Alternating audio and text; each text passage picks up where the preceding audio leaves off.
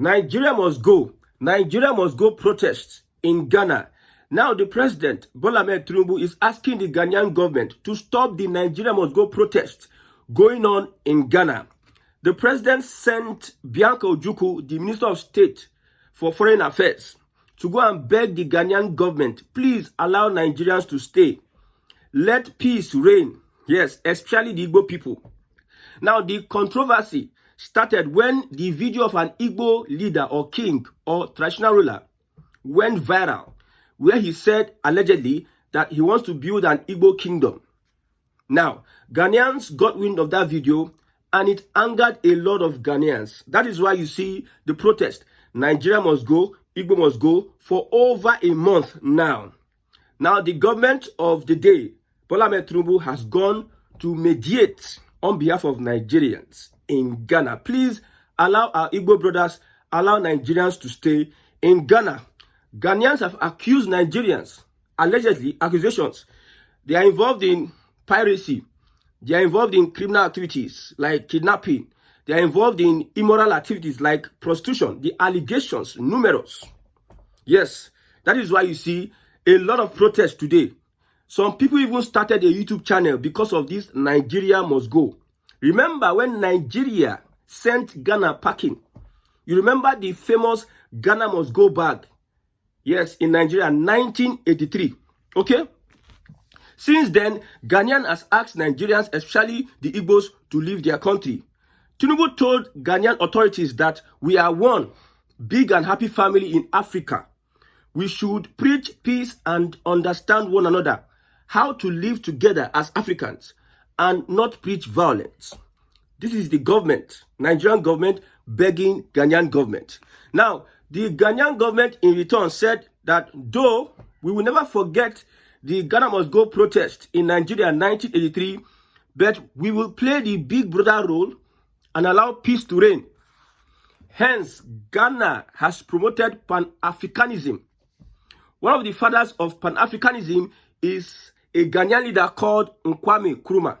So Ghana, the Ghanaian government are playing the big brother role, saying that we will forgive.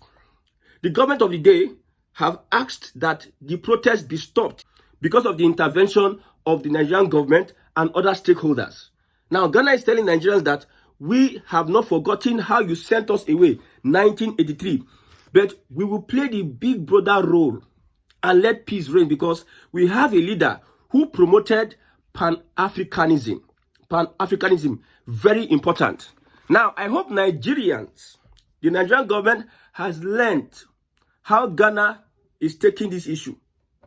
Because similar issue, if it happens in Nigeria, ethnic whatever, Ghana as an ethnic nationality, Nigerians, tribe is different from ethnicity. Ethnicity is bigger than tribe. The Igbos are an ethnicity. Yes. Even in Ghana, there are some ties the Yorubas have with Ghanaians, ancestral ties, the people of Ga. So through this, we are preaching peace because you know one thing about Africa. Africa needs to be united to be able to come out of slavery. Africa cannot on its own survive. Like different countries in Africa cannot survive on their own against these lions and wolves that you see in America, UK, and Europe. Because if we are not united, we cannot really, 10,000 people and 1,000 persons, the kind of battles they will win are different. So as Africa, we need to unite. That is what Tinubu's government preaching to Ghanaians. Ghanaians say, okay, but still as we speak, so many Ghanaians are really bitter.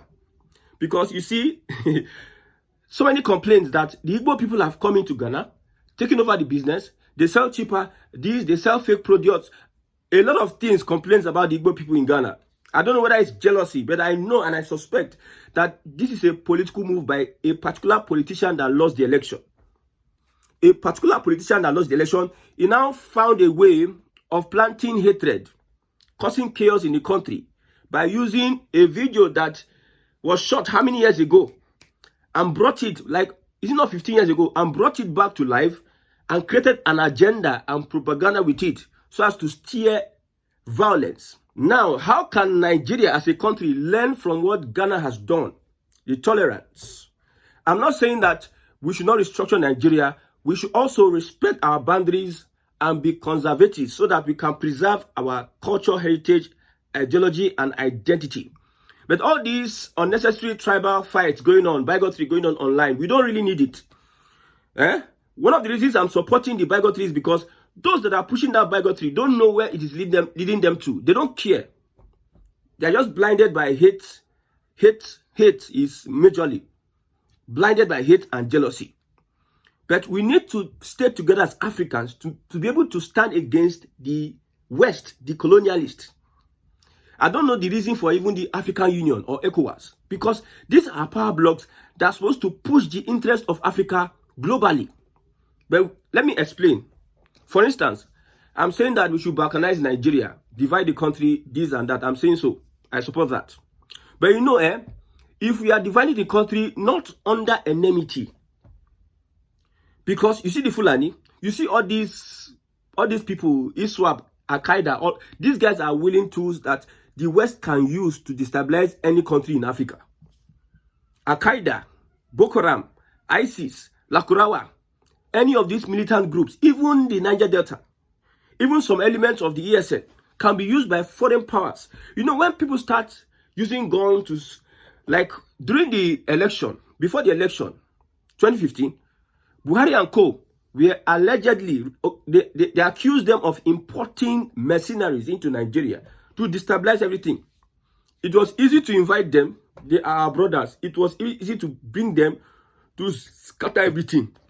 Jonathan, the president then, got the sign that these people have imported a lot of criminals into the country to destabilize the country. So he had to my ambition, my political ambition is not worth the blood of any Nigerian. So he had to give up. Now, after Buhari won, these people now became a problem to the APC government. You see all the Boko Haram issues, Fulani header, invasion of farms and everything. It was very hard for them to now contain them. Until through the Minister of Interior, then, they gave the military 150 billion. Even former Kaduna State Governor El-Rufai told us that they compensated, they gave money. Even Babachi Lawal, in a picture or a video, some bandits have confirmed that the government of the day is involved. So how they could manage this, they can't tell them to go. They are already there.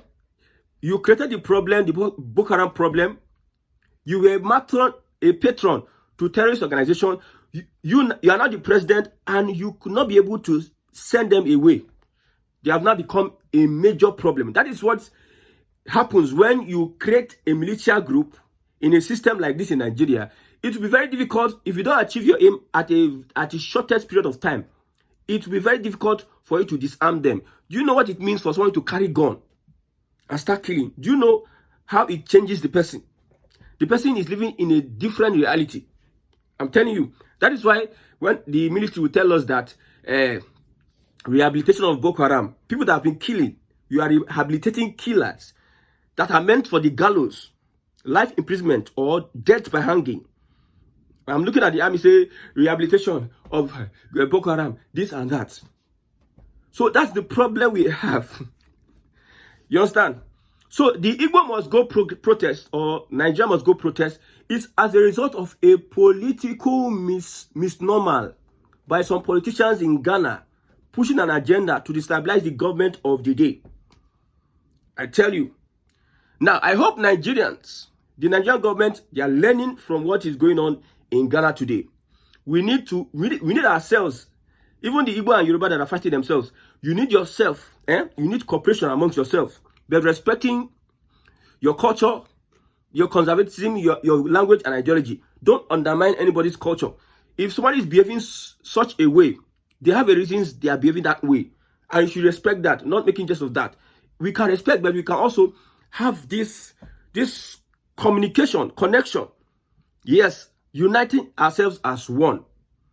Because if you have Yoruba nation, you have the Biafra nation, you have Ijaw nation, these European countries can empower and militarize this terrorist organization to start attacking these nations as units. For instance, we have Biafra and we have Yoruba nation. We have the Middle Belt nation. The European, the imperialists, those that are sponsoring terrorism, might equip the Fulani and some willing tools with so much weapons to go and start attacking those few nations that emerge from Nigeria. I'm telling you. For instance, they can target the Middle Belt, heavy ammunition, heavy weapon. They can focus on the Middle Belt. Now, if there is no cooperation, if there's no connection on how we can help each other and also respect our space, my brother, it will be very difficult. That's why Africa needs to unite on that respect. Ghana, Africa, everybody needs to unite to be able to liberate themselves from the shackles of slavery put on them by the imperialists. So this Igbo must go protest, whatever it is, we don't need it. If we keep fighting ourselves as African, we just like what is happening in the southern part of Nigeria. Fulani, they are looking at Yoruba and Igbo. They are fighting yourself. They are looking at them. See them. They are fighting themselves. They should fight themselves, so we don't know. They should kill themselves, but don't tamper with restructuring. Because we are coming.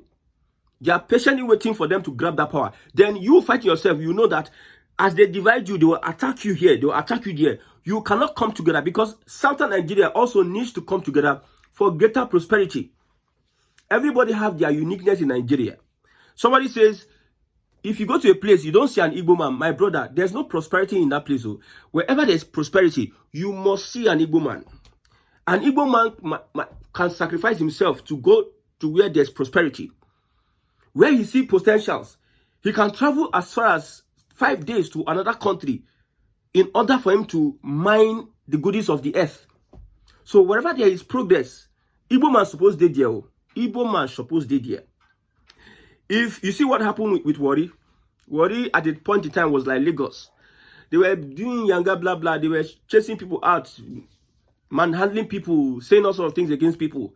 Now look at Warri. Warri is a shadow of itself. Warri that was booming then is a shadow of itself. Warri said, what is the kind of jobs you get in Warri? Bonkri, you get Kekemara. So that I'm looking at people that say, Igbo must go, this one. There's a way you go about your conservatism.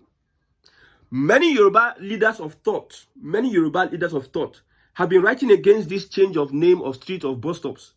They understand the implications because those that are doing it don't even think far. Looking at the bond that brings, see, if we are going to have a Yoruba nation, you need the Igbo nation. If the Igbo nation is going to have head, they need the Yoruba nation. So, either way, if we are fighting ourselves, we are trapped in Nigeria. If Tinubu wants to restructure Nigeria, he needs the support of the southern part of Nigeria and the Middle Belt. If he has to restructure Nigeria, if he's going to play that politics at the National Assembly, he needs everyone, their hands on deck to be able to restructure this country. But since we are fighting ourselves, you see some people they create accounts to plant hatred in the minds of Ghanaians against the Igbo people. Even in South Africa. Look at ourselves. Look at ourselves. Okay, you want to prosper. So Nigeria needs to learn a big lesson because the Fulani themselves, they love us as divided as we are. It is very important. It's very important to them. We should fight ourselves. That's the one. If you talk about restructuring, the Fulani will come for you. When you are fighting yourself on social media, they are keeping quiet looking at you people. Yes, they are happy. Igbo is this. Igbo must go. Igbo must do. Igbo must do. When you isolate yourself, the enemy can attack you. When you isolate yourself. But the cooperation, the unity amongst these tribes, the formidability of southern Nigeria cannot be beaten anywhere in the world. If southern Nigeria is a country in itself, and there's understanding, mutual understanding and respect, my brother, you cannot stand southern Nigeria. Any agreement between the Igbos, the Yorubas, the Igbos, and every other tribe in the southern Nigeria, as a country, they come as a country, they can beat and defeat anything. I'm telling you, even though northern Nigeria is like drawing the country back, they are the people that doesn't want Nigeria to be repaired at all. They just want to maintain the status quo. The kind of thing they are practicing in northern Nigeria, whereby so many poor people, a very few people are rich. They are the ones that are the elite. Their children go to school abroad.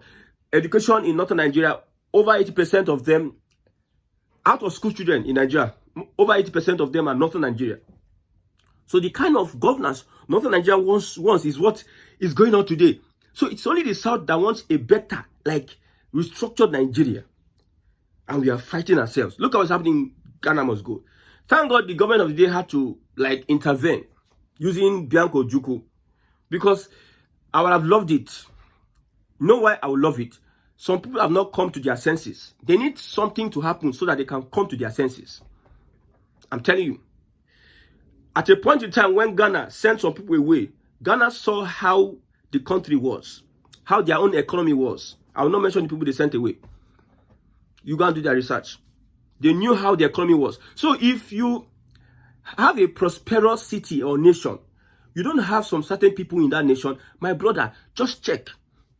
Check whether there's real prosperity in those places. Everybody have their excesses.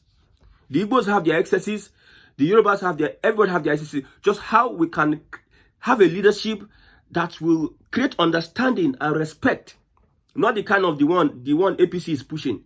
The hatred and bigotry, the envy and the jealousy, that because of political power, some people are just promoting hatred left, right, and center. And they think that they are doing well. Because at the point in time, Rome was world power at the point in time. But where is Rome today? Germany at the point in time. Alexander at the point in time. The Ottoman Empire at the point in time. Britain at the point in time. Where are they today? USSR at the point in time. Where are they today? You can be having that progress today. Go to Rome, look at buildings, big monasteries, abandoned. Don't think that because Tinubu is building the southwest or a northern governor is building northern Nigeria that all these things cannot turn to chaff tomorrow. See, when we look at posterity, man, we don't understand what posterity is. So I'm asking our Ghanaian people, please understand, whatever criminal elements are in your midst, my brother, fish them out, even though they are Igbos. Make sure, man, you deal with them. Fish them out, even though it's firing squad, death sentence, criminal elements. We don't support criminal elements. I'm telling you. That's why I was telling some people that are saying Lagos is no man's land. It is banter. Nobody is serious about it. It's just that the way I interpret it, when somebody says Lagos is no man's land, some people are taking it to the extreme. When the Igbos get involved in politics in Lagos, some people take it to the extreme. Yes, they believe that the Igbos, if we don't take time, you see, that alarmist kind of mentality, if we don't take time, the Igbos, we take over our local government, take over our governors, take over this influence our whatever. You play the politics, but there are kind of politics you don't play. If you play a kind of politics, it's going to have generational ripples and effect. It's going to backfire generation upon generation upon generation. Some people don't care. Just like the Nzogu and Co. and the Azikiwe and the Aguirancy of and Co. did what they did. They don't care what happens. Nzogu just was a young person, so much intelligent, but he became a fool that led to the death of hundreds of thousands of Igbos because of the singular action of a young man, one person that had an opportunity to cause a change in a different way, but it led to the death of hundreds of thousands of Igbos. He never anticipated that. And thereafter, it led to the death of millions, if not millions. It led to a civil war. So some people, politicians, I'm looking at them, they are thinking of their press. If Wahala gas sub today for Nigeria, all these politicians that they see, their families, they serve there abroad, they go take their first flight, run out of the country. Now them go be the first people who go leave the country. After them cause Wahala, like that Ghanaian politician that is causing problem, causing tension in Ghana because they lost election. If it's sub like this, if violence sub, now them go be the first person to run away. We had reports that during the NSAS, Tinubu don't run, go France. This people they fear. But since they don't go one get sense, they say, now what thing they want achieve now be their own. They don't care. Political power, having access to the treasury, make that they chop money, make that they steal money, make that they be big man, make that they build house left, right, center. If you look at Lagos part, let me not go that place. Some people don't buy almost all the lands. Very few individuals. Why we have so many housing crises? Look at Emefiele. If Emefiele, one man, can have several something units of those duplexes, Emefiele, and Nigerians don't know. The government of Buhari does not know, did not reveal to Nigerians that we're having this project. If one person can be building such over how many units? Maybe 700 and something units of big duplexes. That tells you the kind of politicians you have. So the Ghanaian government, wise decision. They are tolling the part of Pan-Africanism. They're not tolling the part of selfish and greedy African leaders. Please forgive those that have erred. Anybody that you are catching in criminal activities, you can deal with them. We support that. We suggest that. Please don't chase Igbos and Nigerians from Ghana. Yes, Ghana is Nigeria as a country may have done something in the past. Please, I'm speaking, but note that you need the Igbos. If you are somebody who is creative and competitive and somebody who means business, the Igbos will up your game. They bring a kind of competition. They bring a kind of like liveliness, creativity to your country. When development left, if they come, they put you on your feet so that you can be awoken. If you're not smart or sharp enough, Igbo man can just enter your country. Before you know, he's buying lands, he's buying everything. That does not shouldn't make you envy. You envying people like that shows that it gives a kind of vibe. I don't want to tell you the meaning of that vibe. It gives a kind of vibe. So there's no need. All over the world, wherever there's progress, you need Igbo people. We have our SSCs. I will talk about how the Igbo land, people are leaving Igbo land. People are running away from Igbo land. They don't want to stay in Igbo land. Some people I know, leaving their ancestral home, they are unwilling to come back because of the stories they hear. Because of the kind of elements we have in Igbo land. Kind of wicked, extremely wicked people that doesn't want progress. You go to those villages, you see a lot of people, old people, wicked. You see, there's no progress around them, yet they don't want progress for other people. If they show you the wickedness in their heart, that's why most people leave their hometown never coming back. There's a young man who sells catfish that was kidnapped and killed. A young promising man. Just look at how they wasted their life. I will talk about Igbos and the problem we have. How we have become a burden to ourselves and to other people that we stay with. May God help Nigerians.